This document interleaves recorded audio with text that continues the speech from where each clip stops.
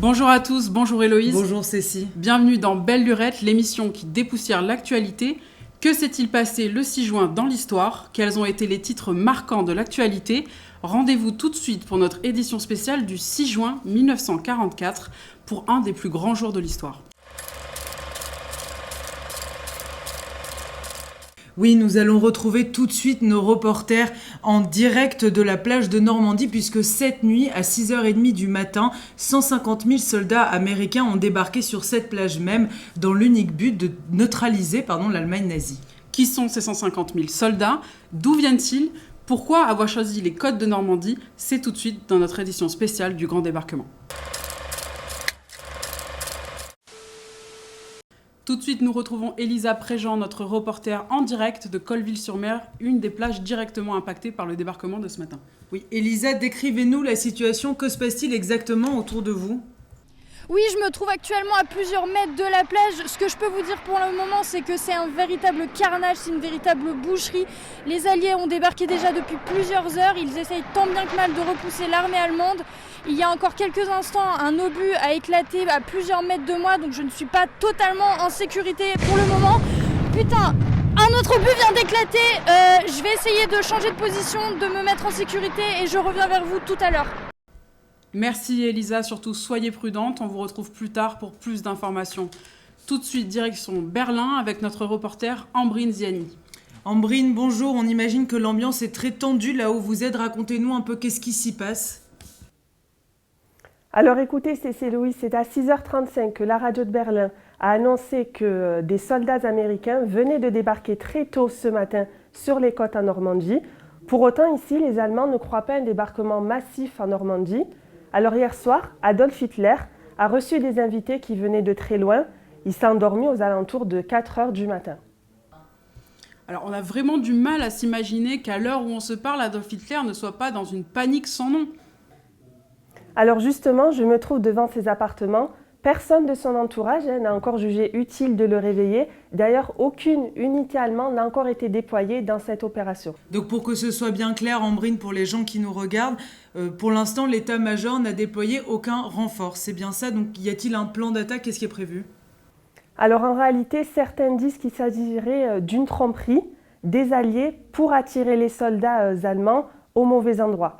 Bon, pour autant, si les événements devraient se dérouler différemment au courant de la journée, les autorités devraient prendre des mesures radicales. Les transports en commun pourraient d'ailleurs être menacés d'arrêt complet. On n'imagine même pas le chaos dans les rues de Berlin. Après Berlin, maintenant direction les États-Unis où nous allons retrouver notre reporter Raffaello Pisu. Comment ont réagi les Américains ce matin, Raffaello, à l'annonce de ce débarquement massif ? Alors oui, Stécie et Louis, je suis effectivement à Washington, mais non, ce matin, dans cette ville, ce ne sont pas des scènes de liesse, mais réellement de l'incertitude et des doutes qui prennent les habitants. Pour rappel, ce sont près de 150 000 soldats qui sont engagés sur les rivages normands, donc beaucoup de Canadiens, beaucoup de Britanniques, mais majorité écrasante tout de même d'Américains. On se doute que parmi ces 150 000 personnes, beaucoup ici en connaissent. Donc peu d'informations sont disponibles, peu d'informations arrivent à leurs oreilles. C'est vraiment de l'incertitude pour l'instant. Et là où vous êtes, Raffaello, pense-t-on que les Alliés ont réussi leur pari? Alors je pense qu'il est un peu trop tôt pour le dire, mais il semblerait que cette stratégie ô combien périlleuse, encore top secrète hier, semble fonctionner. Malgré les quelques 75% de pertes prédites par les top stratégistes entourant Eisenhower. Donc cette mission top secrète a vraiment débuté, le débarquement en d'autres termes a débuté après l'aube, mais ce sont quand même des dizaines et des dizaines d'unités parachutistes qui sont engagées depuis minuit. On peut réellement parler de tournant de la guerre, mais de là à dire si cela va mener dans telle ou telle direction, je pense qu'il est trop tôt pour le dire. Merci Raffaello, et tout de suite on accueille Bastien Vaz, notre éditorialiste politique. Bonjour Bastien. Bonjour Stécie, bonjour Héloïse. Bonjour Bastien, je pense que vous allez nous être d'une grande aide ce matin. On se est beaucoup à se demander comment ça se fait que les Américains ont choisi ces plages de Normandie pour ce débarquement. Eh bien en fait Héloïse, ce débarquement, il aurait pu avoir lieu en Norvège, au golfe de Gascogne, en Bretagne et même au Nord-Pas-de-Calais. Alors justement, pourquoi du coup avoir choisi les côtes normandes plutôt que le Nord-Pas-de-Calais, alors que d'un point de vue logistique, ça semblait bien plus simple? Et bien justement, comme vous le dites, c'était très simple, trop simple même. Le Nord-Pas-de-Calais, c'est trop près de la Grande-Bretagne. Et du coup, les Allemands pensaient vraiment qu'on allait y être. Il fallait donc les surprendre et il fallait être là où ils ne nous attendaient pas. Donc beaucoup d'Américains, Bastien, sont arrivés ce matin sur les côtes, mais ils ne sont pas seuls, qui d'autres les ont rejoints? Ben oui, comme vous le dites, ce matin à 6h30, les Américains étaient les premiers à débarquer sur les plages en Normandie. Ils étaient aussi avec des Canadiens et des Britanniques, mais surtout, il ne faut pas oublier les hommes français, les 177 hommes français qui étaient dans le commando Kiefer. Ils étaient donc les premiers à débarquer sur les plages du Nord en Normandie. Merci Bastien, merci pour cette analyse.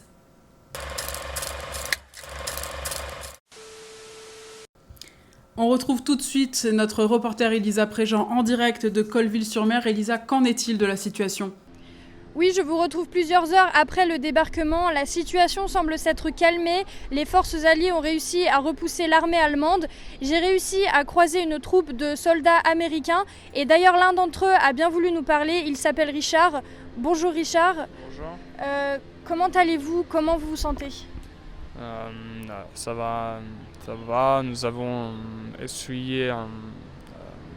Sorry for my French. Nous avons perdu des hommes, mais nous avons réussi notre mission. Nous avons réussi à faire reculer les Allemands et donc l'essentiel est là.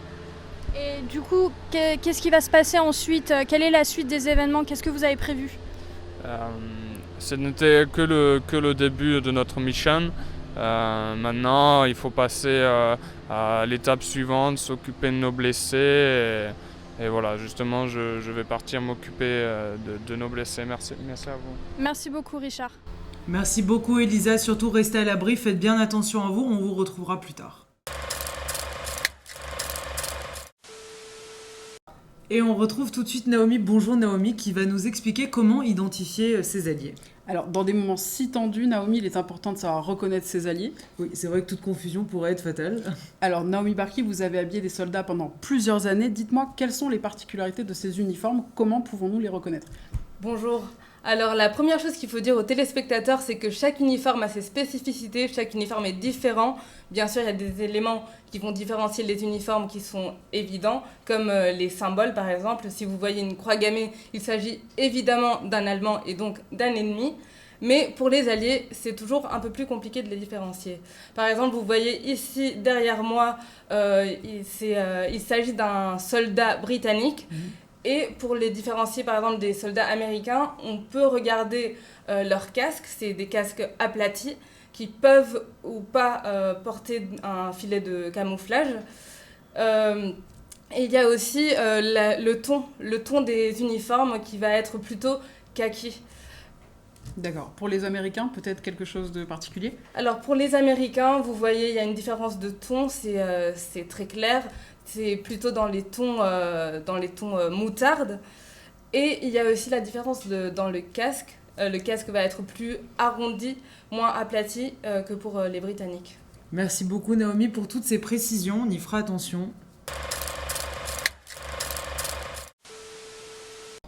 Et on touche à la fin de notre édition spéciale débarquement et la presse mondiale commence déjà à couvrir l'événement. Oui, Héloïse, et surtout du côté de la presse américaine, on retiendra ce matin le Los Angeles Times qui titre en lettres capitales le mot invasion avec justement une carte juste en dessous qui illustre le débarquement de ce matin. Oui, parce que justement, pour information, il y a toujours plus de 150 000 soldats américains qui sont présents sur les côtes normandes. C'est la fin de notre édition spéciale du débarquement de Normandie. Merci de nous avoir suivis. N'hésitez pas à réagir avec le hashtag BelleLurette sur Instagram, Facebook ou Twitter. Et on vous retrouve demain. Merci Héloïse. Merci à tous de nous avoir regardés. Très bonne fin de journée.